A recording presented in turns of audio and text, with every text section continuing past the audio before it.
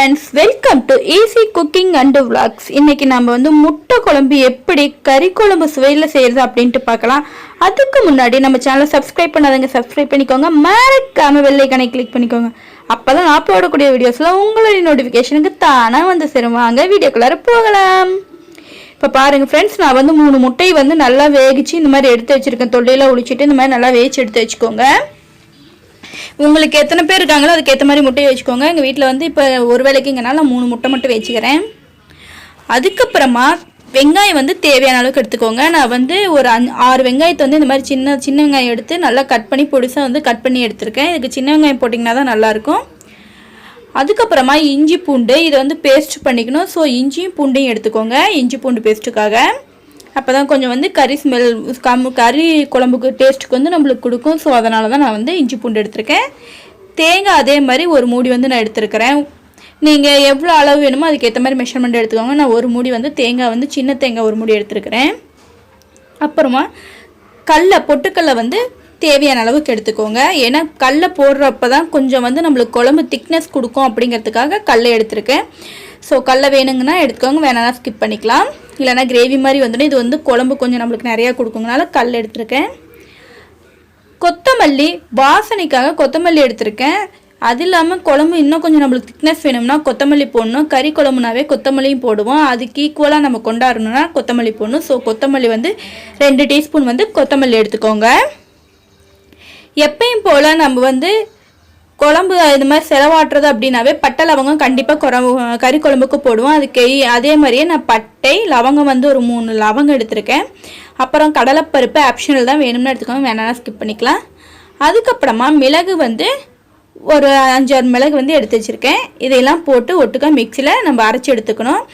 அதாவது கடலை, தேங்காய், இது அப்புறம் கொத்தமல்லி இது எல்லாத்தையும் போட்டு மிக்சியில் போட்டு அரைச்சி எடுத்து வச்சுடுங்க. அப்புறமா அடுப்பில் ஒரு கடாய் வச்சு கடாயில் கொஞ்சம் ஆயில் ஊற்றிக்கோங்க. ஆயில் நல்லா சூடான வேட்டி எப்பயும் போல் கடுகு உளுத்தம் பருப்பு ஆட் பண்ணிக்கோங்க. நம்ம சேனல் இன்ஸ்டாகிராம் பேஜில் இருக்குது, கீழே டிஸ்கிரிப்ஷனில் கொடுத்துருக்கேன். அங்கே ஃபாலோ பண்ணுறவங்களும் போய் ஃபாலோ பண்ணிக்கோங்க. இப்போ கடுகு உளுத்தம் பருப்பு நல்லா பொரியணும். கடுகு உளுத்தம் பருப்பு பொரிஞ்சதுமே ஆனியன் ஆட் பண்ணிக்கிட்டேன். ஆனியன் ஆட் பண்ணிக்கோங்க. ஆனியன் நல்லா ஆனியன் நல்லா கோல்டன் கலராக வர வரைக்கும் நல்லா மிக்ஸ் பண்ணி விட்டுக்கோங்க. ஆனியன் நல்லா மிக்ஸ் ஆன வேட்டி கோல்டன் கலர் வந்த வேட்டி நான் சொல்லியிருந்தேன்ல அந்த பேஸ்ட் எல்லாத்தையும் போட்டு நான் அரைச்சி எடுத்து வச்சுருக்கேன். அந்த விழுதை இப்போ நான் அதில் ஆட் பண்ணிக்கிறேன். தேவையான அளவுக்கு தண்ணி ஊற்றிக்கோங்க. நான் ஒரு 2 டம்ளர் வாட்டர் இதில் ஆட் பண்ணிக்கிறேன். ஏன்னா அந்த பச்சை ஸ்மெல்லாம் நம்மளுக்கு போகணும். அது இல்லாமல் நம்ம கிரேவியும் வரணும். அதனால் அதுக்கேற்ற மாதிரி நீங்கள் தண்ணி ஆட் பண்ணிக்கோங்க. இப்போ நான் ஒரு 3 டம்ளர் தண்ணி ஆட் பண்ணிக்கிட்டேன். இப்போ அதில் என்னென்ன மசால் போடணும் அப்படின்ட்டு நான் சொல்கிறேன். அங்கே முட்டைங்கனாவே வாய்வு தான். ஸோ அதனால் கொஞ்சோண்டு பெருங்காயம் நான் ஆட் பண்ணிக்கிறேன். இது ஆப்ஷனல் தான். எங்கள் வீட்டில் பெருங்காயம் ஆட் பண்ணுவோம் முட்டைன்னா, அதனால் நான் பெருங்காயம் ஆட் பண்ணிக்கிறேன்.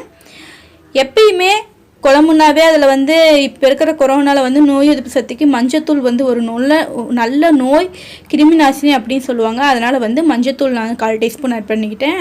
மிளகாத்தூள் 2 டீஸ்பூன் போட்டுக்கிறேன். உப்பு தேவையான அளவு. முடிஞ்ச அளவுக்கு சால்ட் நீங்கள் நைஸ் உப்பு போடுறத விட கல்லுப்பு போட்டிங்கன்னா தான் உடம்புக்கு ரொம்பவே நல்லது அப்படின்ட்டு நான் சொல்லுவேன். அதுக்கப்புறமா நல்லா கலக்கி விட்டுக்கோங்க. அது நல்லா திக்னஸ் கொதி வர வரைக்கும் நல்லா விட்டுருங்க. இப்போ பாருங்கள் நல்லா நுர கட்டி நல்லா கொதி வந்துடுச்சு. ஒன்ஸ் நல்லா மிக்ஸ் பண்ணி விடுங்க. இப்போ இதில் கொஞ்சோண்டு கறி மசாலா போட்டுக்கலாம். இது முன்னையே போட்டிருக்கணும், எனக்கு மறந்துடுச்சு, அதனால் நான் இப்போ போடுறேன். கறி மசாலா போட்டுக்கோங்க 1/4 டீஸ்பூன். ஏன்னா இந்த கறி குழம்பு ஸ்மெல் வரணும் அப்படிங்கிறதுக்காக தான். இதை நம்ம முதல்ல உப்பு மிளகாத்தூள் போட்டோம் பார்த்தீங்களா, அப்பயே கறி மசாலையும் போட்டு ஆட் பண்ணி நல்லா மிக்ஸ் பண்ணி விட்டுக்கோங்க.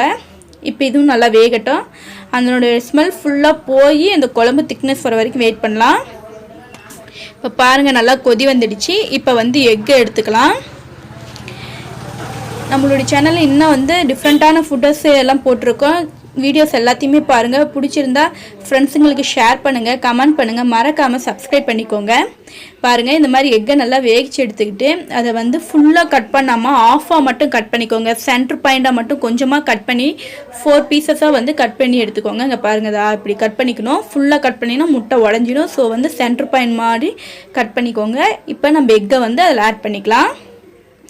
அவ்வளோதான். ஒன்ஸ் வந்து எல்லாத்தையும் மிக்ஸ் பண்ணி விட்டுக்கோங்க. ஏன்னா அந்த கிரேவி ஃபுல்லாக எக்குக்குள்ளார ஏறணும் அப்படிங்கிறதுக்காக நல்லா மிக்ஸ் பண்ணி விட்டுக்கோங்க. இது ஒரு 10 மினிட்ஸ் வந்து நல்லா வந்து அந்த கிரேவிலாம் ஃபுல்லாக எக்குக்குள்ளார ஏறிட்டும். அது வரைக்கும் வெயிட் பண்ணலாம். இதே மாதிரி நம்ம இன்னும் வீடியோஸ் நிறையா போட்டிருக்கோம், கண்டிப்பாக வந்து பாருங்கள்.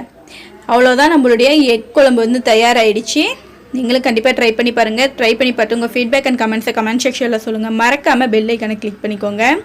நம்மளுடைய சேனல் பிடிச்சிருந்துச்சின்னா மறக்காமல் நம்ம ஈஸி குக்கிங் அண்ட் பிளாக்ஸ் அப்படிங்கிற சேனலை சப்ஸ்கிரைப் பண்ணிக்கோங்க. பக்கத்தில் இருக்கிற பெல் ஐக்கானை மறக்காமல் கிளிக் பண்ணிக்கோங்க. இன்னொரு வீடியோவில் பார்க்கலாம். தேங்க்யூ.